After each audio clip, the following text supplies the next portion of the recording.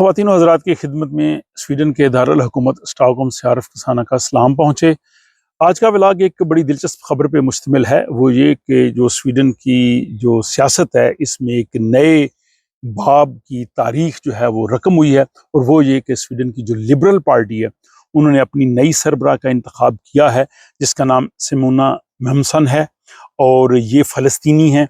और ये सिर्फ एक नई लीडर का इंतखाब नहीं है, बल्कि एक तारीख का एक नया लम्हा है। इस हवाले से हम बात करते हैं कि ये क्यों इसकी अहमियत है और सिमोना महमसन कौन है। तो सिमोना महमसन जो है वो पार्टी की नई लीडर मुंतखब हुई हैं, और वो इस हवाले से अकेली उम्मीदवार थी। उनका नाम तजवीज़ किया गया। इससे पहले वो पार्टी की सेक्रेटरी रही हैं। 30 साल उनकी उम्र है और उनकी पैदाइश जो है वो जर्मनी में हुई। उनके वालिद जो हैं वो फ़लस्तीनी हैं, इसराइली अरब हैं, और वालदा जो हैं वो लिबनानी हैं। तो इस हवाले से उनका पस मंज़र बड़ा जो है वो मुख्तलिफ है। और स्वीडिश एक बड़ी पार्टी जो पार्लियामेंट में इस वक्त अपना वजूद रखती है, जो हुकूमत की इत्तेहादी जमात है, उसकी सरबराह के तौर पे उनका इंतखाब जो है वो एक बड़ी दिलचस्प एक हकीकत है। और वो ख़ुद कहती हैं कि मैं फ़लस्तीनी हूँ, मेरी वालदा जो है वो लिबनानी हैं और ख़ुद मैं जर्मनी में पैदा हुई। तो इस हवाले से एक बड़ी हैरानकुन चीज़ है। और वो यहाँ स्वीडन में, जो स्वीडन का दूसरा बड़ा शहर है गोथनबर्ग, वहाँ पे एक मज़ाफ़ाती इलाके में रही हैं, वहाँ पे काउंसलर रही हैं, सोवेनजुंगा कम्यून में वो काम करती रही हैं। और फिर उन्होंने पार्टी के जो सेक्रेटरी का ओहदा वो उन्होंने काफ़ी देर संभाला रखा।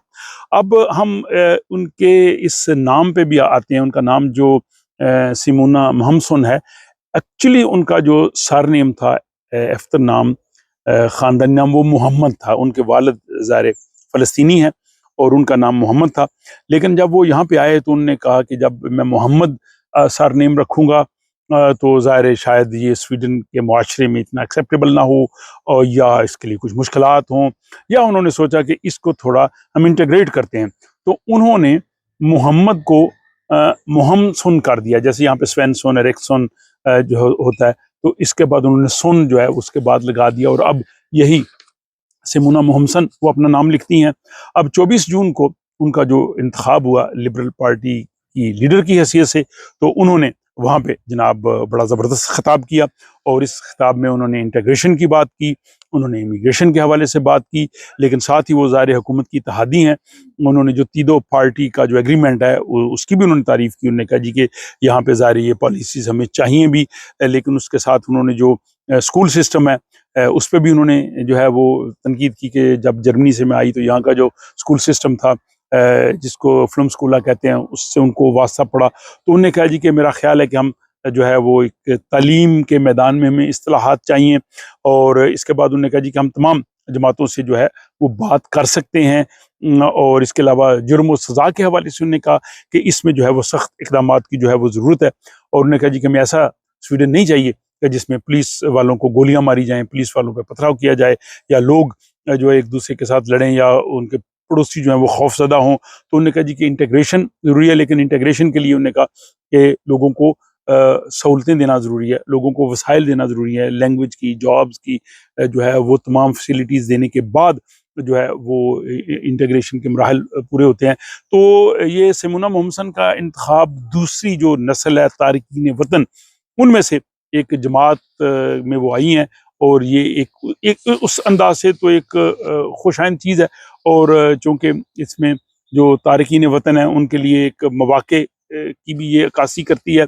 लेकिन इसके बाद ये आता है कि वो तारिकीन वतन के जो असल मसाइल हैं उनको लेके कैसे चलती हैं, और उनकी जो पार्टी दाएं बाजू की इत्तेहादी है वो क्या कुछ करेगी, क्या उसके लिए वो कुछ आवाज़ उठाएंगी, ये मुस्तकबिल में उनको जो है वो उन्हें देखना पड़ेगा।